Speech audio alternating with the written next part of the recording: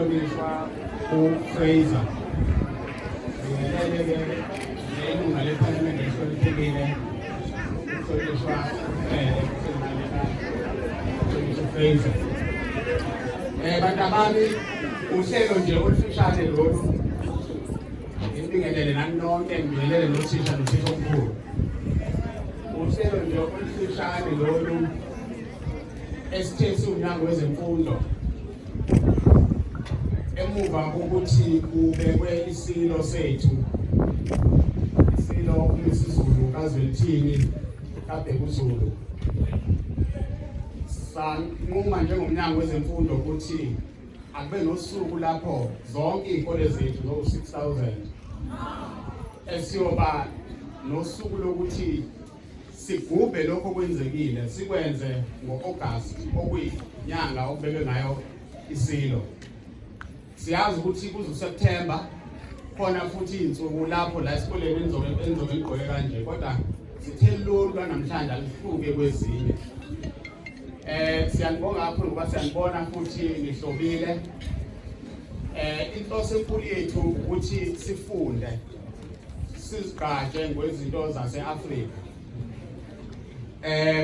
Ningabalaleli nabazokhuluma okunye ongahambisani nalokho esikwenzayo kodwa nisigatshe ngokuba ama-Afrika.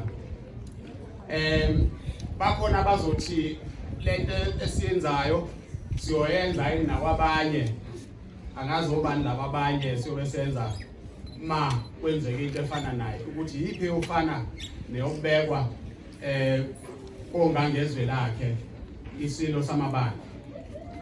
Ey'koleni ke abantu abantu ngenzela ukuthi noma senizwa abantu bekhuluma bethi ilento yenzekele kanjani yenzelwani. Ey'koleni niyazi ukuthi ke bekhona usuku February 14 angithi niyawazi nonke. Ey'koleni siyasizwe iy'kole nje zihlele zithi hayi ngo-February 14 siyogqoka u-red and white. Asikaze sibezwe labo abasiphikisayo manje masenza lokho bethi kuthiwa yini uValentine's Day kungani kufanele senze kanjalo. Asikaze sibezwe kodwa sibezwe kakhulu ke kulezi zinsuku benokupheshina lokuthi ke sabanani. Inhloso yethu ukufundisa nokuthi siqale ukuzigada kumina abantu ababo. Ileyo nje kuphela kuningiyo nokunye sisazophinde sikwenze ingqongqoshe uzokhatha. Uhlelo lethu ke abantu abami lofishane alizuku kuba lude ngoba sifuna ukuthi nibuyele esikoleni nibuyele emaklasini niyofunda.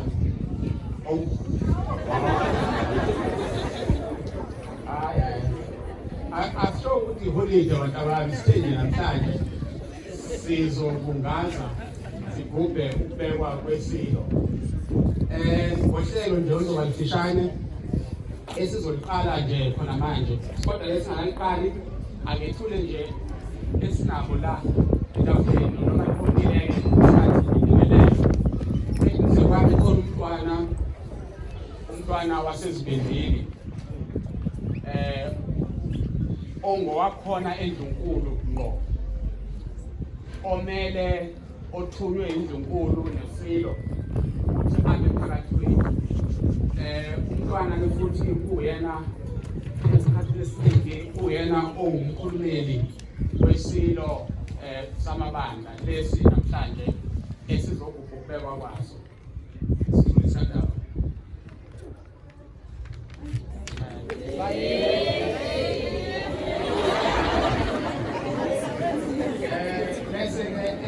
eduze kwakhe kube khona ungqongqoshe wezemfundo. Njengoba ngisho ukuthi iy'kole ziwu-6,000 kodwa ke ukhethe ukuza la eNqabakazulu namhlanje. Mina ngithanda kakhulu ukuthi nimbonele eduze.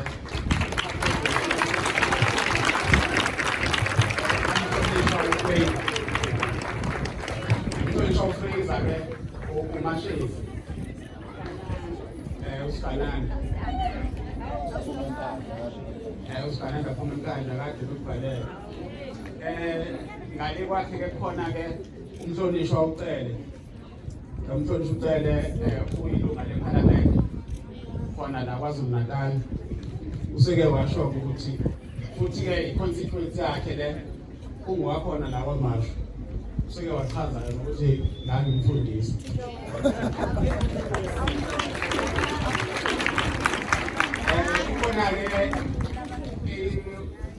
school futhi uSuchief Director TA Gumede ophethe ama-district bese bakhona Mr. Nkosi namaZulu Misuzulu baba wenu yena ophethe i-secretary la ebambisene lo Mrs. Ndaba ngingambona Mrs. Ndaba uhloli oyena ophethe lesikole yena-ke uphethe abahloli uhlolo olukhulu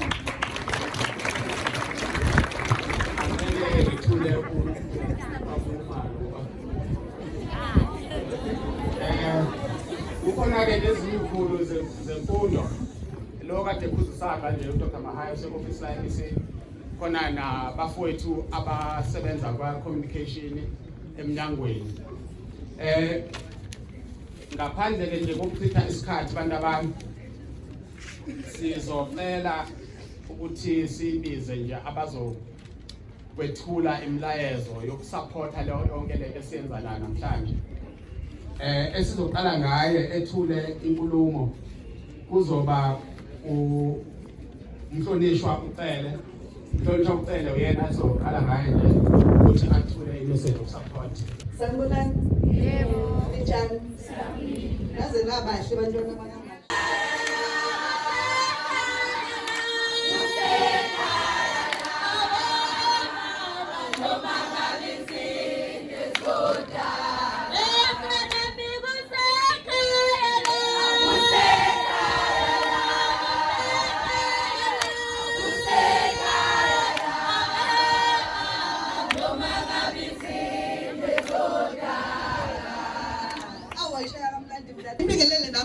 Bantwana bababahle ngibingelele nothisha. I-message yami MEC ithi kusekhaya noma ngabe izindle ezodala abantu abami. Umuntu ongayazi iculture yakhe nongayigazi ngobuyena ngobuzulu bakhe ngobuculture bakhe akanalo ikusasa. Ingezwe umuntu emtshela mntwana samuza sizisilo sibeka sathini bantwana sathini bezwe kodwa ningabalaleli namanje sisho njalo sithi nibezwe bekhuluma bephikisana nalolu suku oluhle kangaka uMEC azanalo ngokucelebrate isilo sethu esisithandayo. Bayakhuluma kodwa sinjani siyabezwa kodwa asibalaleli. MEC siyafisa ukuthi uphinde ubuye kaMashu. This time usubuya usuzobheka inkinga esibhekene nazo ezikoleni. Yes. Ziningi ingcinamba MEC esinazo. Lesifisa ukuhlala phansi nawe sixoxe. Kodwa inganza kaMashu nje ubuyibona zizinhle kangaka ave ziphethe kahle. Ubezwe MEC bekhuluma ngawo uMashu kodwa ungabalaleli. uMashu uproduceile unabantu abayiqhenyayo unabantu abayithandayo ukuthi nje unama challenges athile kodwa futhi esidilayo nawo. Siyakuthemba ke MEC wethu omusha sha obumusha kodwa umusha ka-education siyakubonga lokho. Usibongele nasenhlanganweni ebusayo ukuthi isifakele uMEC oqhamuka ngaphakathi kwi-education o-understandayo what needs to be done owazi i-future yomuntu omnyama ukuthi iqalaphi ngoba i-future yomuntu emnyama iqala kwi-culture nekusasa nokuthi ikusasa lakho lizoma kanjani. Bantu abami hloniphani emakhaya, bantu abami hloniphani othisha, bantu abami hloniphani izwe lenu, bantu abami hloniphani ubukhosi ngoba ubukhosi ikona kodwa esinabo thina njengabantu abamnyama esizigqaja ngabo okuyiculture ethu ephuma wonke umuntu womhlaba ezobona uZulu. Mokhuluma ngenkosi uShaka akukho lapho ofika khona emhlabeni kungakhulunywa ngawo. Mokhuluma ngamaZulu aziwa all corners of the world. Therefore my kids, be proud of being Zulus. Be proud of your culture. We are saying phambili ngoMEC wethu simthandayo phambili. Phambili. Bayede. Wena kaMisuzulu ngeke ngizame igama kodwa siyambiza umfisa ungangaye namhlanje. Siyabonga.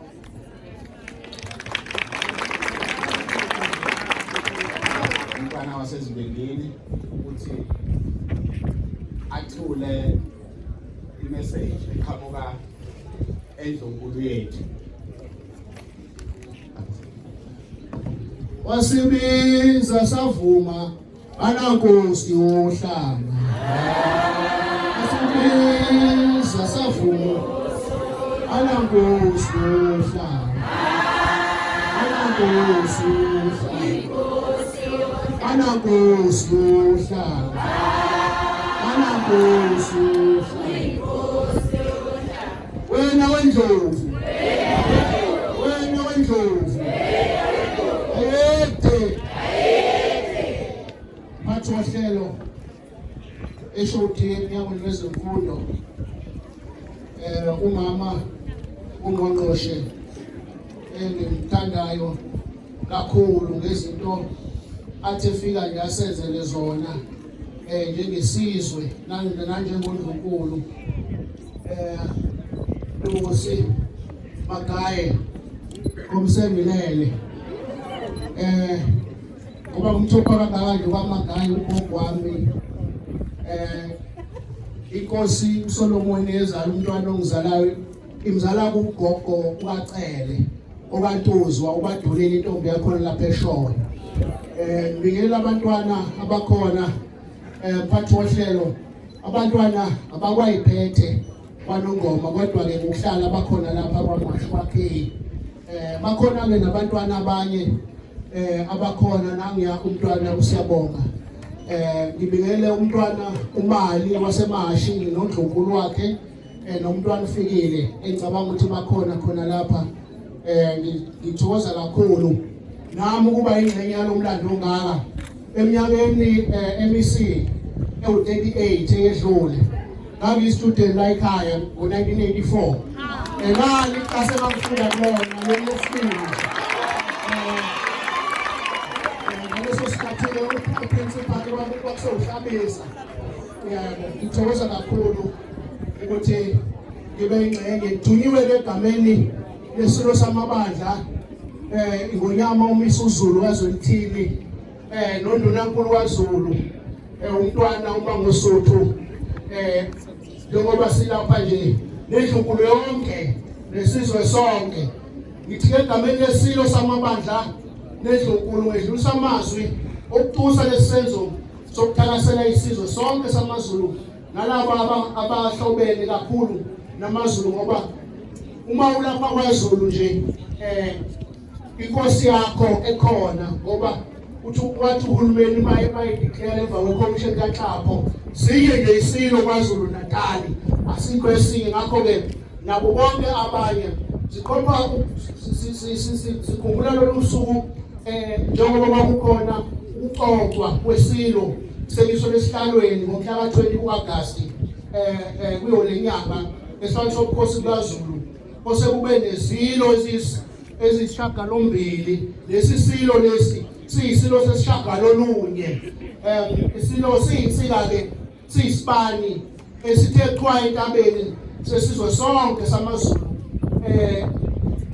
eminyakeni edlule igidini eziyishumi zeminyaka kodwa njengoba sasisho isilo esizala lesi isilo umdlokombane esebuzile esiphume esiqwini sesilo samaZulu ngasikethebala nabuzwe bamuntu sasithi nje siyisilo sabo bonke njengoba sengishilo futhi ke sasikhuthaza ukuthi wonke umuntu onobukhosi ngaphansi kwabo abazise sonke isizwe sobukhosi ngakho ke mphathiswa nabo bonke abakhona la kuyintokozo enkulu ukuthi nathi njengesizwe samaZulu kube khona ukuthi uma kubekwa inkosi ngoba sicabanga kwaku1971 ngomhla ka3 kuDisemba lapho esizwa khona ukuthi kwabekwa isilo samabandla inkosi uZwelithini kaBhekuzulu abanye bethu babengakazalwa abanye bethu babe sebancane kakhulu kodwa ukuqoshwa komlando nje kuyasisiza ukuthi mangabe ungqongqoshe wezemfundo egqilisa kini bantu bami elikhulayo ngoba isilo funeke nazi ukuthi siwuphawu lobunye esizweni futhi isilo sikuzigqaja siwuzazi wena ngithema ngixoxa nomntwana waphinda ngene wakhotha elinye ingisi elathi mangabe ungazi la uphuma khona kodwa futhi ngeke uzwazi lapho uya khona ngakho ke ukuzazi nje ukuthi niphumaphi njengoba nigqoke kahle kanjena lithe namhlanje nishiye iuniform kuhle kudelile konke laba nakuzo zonke izikole ngoba silapha nje inhlonishwa simele zona izikole lezande bezisho ezu-6000 nothisha bazo kanye nomphakathi wonke wesizwe samaZulu sizohalalisa egameni lesilo nami angizukuthatha kade ngoba ngiyazi ukuthi isikhathi sethu sifishane kakhulu siyabonga kakhulu ngoba bephethe amazwi esilo ngicela sikhuleke sonke uduma mawa wena wendlovu wena wendlovu yete thokoza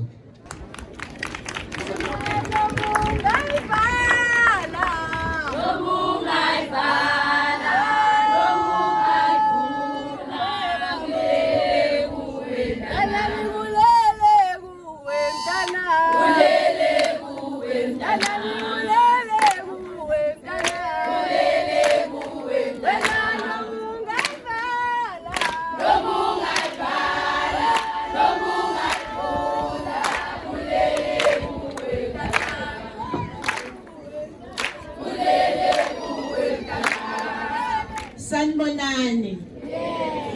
Ninjani? Naze nabahle. Mphathi wohlelo. Mphathi womnyango ubaba uMapholo. Umntwana uThulani Zulu nabantwana bonke indlunkulu yonke ekhona phakathi kwethu. Nesemakhaya esibhekile umphakathi wonke wase South Africa onathi njengamanje abahloli abakhulu engihamba nabo engivela nabo ehhovisini elikhulu bese kuba abahloli bakhona la KwaMashu and the surroundings umphakathi wonke abantwana bonke sanibonani. Kuyintokozo enkulu kimina ukunibona nivunule nibahle kangaka. Siwumnyango sizizwa sithobekile ngendlela eyisimanga uma phakathi kwethu namhlanje sinani nibahle nikhombise ukuzigqaja ngeculture. Sizizwa sithobeke ngendlela eyisimanga siwumnyango namhlanje ukuthi indlunkulu ikhethe ukuthi ithumele umntwana uThulani Zulu nabantwana bonke ukuthi namhlanje bazoba nathi. Siyafisa ukuthi sime phambi kwenu sisho ukuthi wasilaya ubaba uMandela ngokuthanda amasiko ethu. Ngiyafisa ukuthi ngicaphune amazwi akhe abhalwe ngesilungu kepha ngicela ukuthi ngiwafunde njengoba enjalo. I quote, "It is not our diversity which divides us. It is not our ethnicity or religion or culture that divides us. Since we have achieved our freedom, there can only be one division amongst us, between those who cherish democracy and those who do not. Our society needs to re-establish a culture of caring," unquote. Namhlanje abantu abami ngibone kubalekile ukuthi ngiwasho lamazwi esawashiyelwa ubaba uMandela. Ngoba kubalekile ukuthi sazi ukuthi iculture iyasihlanganisa ayisihlukanisi. Ukuzazi ukuthi ubani akusho ukuthi kumele umcwase ongeyena. Mina ke abantu abami ngumashezi okungenza ngibe umZulu. Siyazi ukuthi sila namhlanje sizothakasela ukubekwa kwesilo sethu King Misuzulu obekwe ngeSaturday edlule. Anilitholanga abantu abami ithuba lokuthi nibe ingxenye. kepha siwumnyango sibone kubalekile ukuthi sisenze isikhathi sokuthi sinicele ezikoleni ukuthi nigqoke. Sicela ukuthi bagqoke intwana uthulane ngoba sibona ukuthi lokhu kuyinto ebaluleke ngendlela eyisimanga eyenzeka eminyakeni ewu50 eyadlula ukubekwa kwesilo. Namhlanje sibe nenhlanhla mina nani bantabami ukuthi isilo sibekwe sesihlakaniphile sesikwazi ukubona na TV yangithi. Isilo esedlule asisibonanga ukuthi sabekwa nini. Uma nganixoxela nje mina ngazalwa ngomhla ka25 kuDisemba. Isilo sasikade sibekwe ngomhla ka3. Yebo. Kusho ukuthi kwamina angizange ngize ngisibone ngesikhathi sibekwa. Usungayibalela ukuthi ngineminyaka emingaki. Ngakho ke siyafisa ukusho ukuthi besingaqonde kona ukuthi namhlanje sizokhuluma kube kuningi. Kodwa bekubalekile ukuthi sizonitshela abantu abami ukuthi sesibekiwe isilo sethu samaZulu. Thina abantu ke bamaZulu sabantu abahloniphayo usiko lwethu. Umntwana uthulane uthe uma ukhona uhleli nathi ukanye nathi. Ngiyazi ukuthi nabanye abakhona eKZN nase South Africa yonke bajabule kanye nathi. Iculture ayisidivide bantabami, iyasihlanganisa sizwana. Iyasihlanganisa. Asigqokanga namhlanje ukucwasa abanye abantu. Cha, sigqokela ukuthi siyavuma ukuthi singamaZulu futhi siyabonga ukuthi sesinesilo sesibekiwe emva kwezinto ezibuhlungu ekade zisenzekele endlunkulu yethu. Siyezwana. Ngakho ke siyafisa ukuthi kube umlayezo esizowushiya bese sisho ukuthi ziyeza izifundo ezisemthethweni ezizobe zizosifundisa kabanzi ngesilo sethu. Namhlanje siyabungaza nje kuphela asizuthatha isikhathi esiningi kepha ziyeza izifundo Mntwana uthulane uyasilekelela ubaba uMtaka ngomsebenzi othize aseqedile ukwenza esizowuthula ngokusemthethweni bese abantwana bewuthola umlando unjengoba unjalo ngoba kubalekile ukuthi esikoleni umlando uthole unjengoba unjalo and okuhle kunako konke bantabami ukuthi kuzobe kuumlando esizibhalele thina wona esingabhalelwanga abanye abantu abangazi lutho ngathi. Ngakho ke angizuthatha isikhathi eside ngiyafisa ukuthi ngibonge kakhulu endlunkulu ngokuthi isinike lolu suku isivumele ukuthi sikwazi ukuthi sigqoke sibungaze lolu suku oluhle olwenzeka. Okukhulu kunako konke siyafisa futhi ukuthi sibonge ukuthi kukhona nabantwana basendlunkulu asisodwa sizizwa sithobeke ngendlela eyisimanga HOD njengoba ngishilo asifuni ukuthatha isikhathi sokufunda nokufundisa. Sibonga kakhulu ukuthi nibahle, sibonga kakhulu ukuthi nisijabulelile. Ngiyathembisa ukuthi ngizobuya. Thisha mkhulu ngizobuya.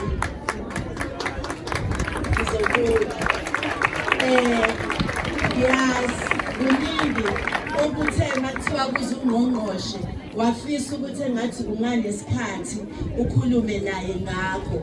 Ngiyazikhomitha ngizobuya. Siyabonga kakhulu bantabami. IZulu ke niyalibona ukuthi linjani? Kunjalo ke kwaZulu. Uma kunento nje ebalekile ubona ngokushintsha kwezulu.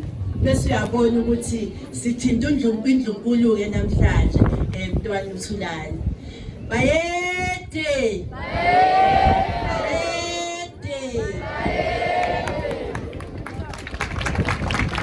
Cha, ngenzela ukuthi ngoba phela sesikoleni ngifundise owesifazane uma ngabe ekhuleka esilweni. Niyazi nonke nje banizo emhlangeni nje sithi ake ningilaleleke wena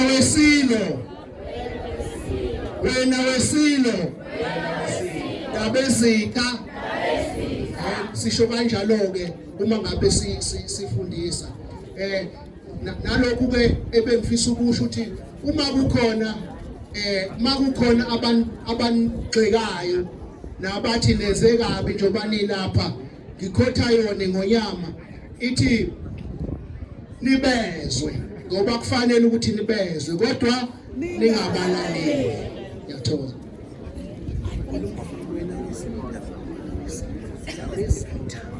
Wena wesilo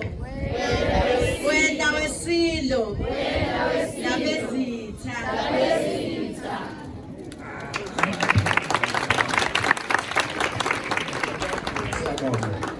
Siyabonga kakhulu. Sibonga kakhulu uMthulane. Kuyasho ukuthi uthisha profession. Usuku lwethu luhambe kahle. Bonke abantu ababeyingxenye yalolu suku ukuthi uphumelele lube impumelelo, siyabonga kakhulu.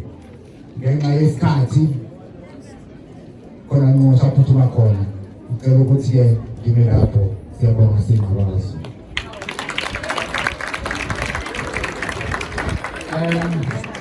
Abami sizocela ke ngicabanga ukuthi indaba wami Sicela ke sishesha nje ukucela abazosithokozisa kancane.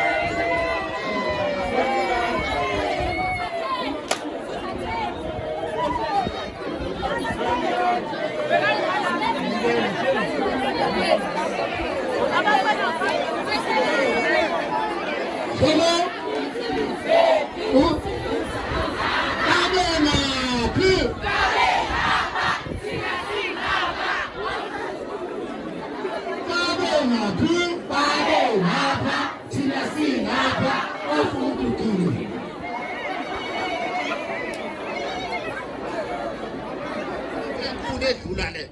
Ayikho enye into enkulu edlula le benizoyenza namhlanje abantu abami. Uhamba ke niyokwenza i-study nifundele, nifunde ngokuthi siqala kanjani singamakhemethe, saba kanjani saba ama-Abyssinia, saba kuKhufu, saba abangoni, saba amanguni. Umnguni njobe zala amadodana amane okuwona asekhulwini, okuNdebele, okuXhosa, okuSwati, okuLuzumane. Thina-ke maZulu sigamba uNiko lukaLuzumane abalandela size sizofika lapha-ke sizoqhamuka kakhulu ukuphuma nomagela sambe sizofika la. Izinto ezihamba nabe niyifunde lolu ukuthi ngenkathi sisuke enkabeni yezwe sizofika lapha sahamba luphi uhambo, iziphi iy'ngqinamba uZulu ayedibana nazo. Ngivela ngalawo mazwi ngoba abanye abantu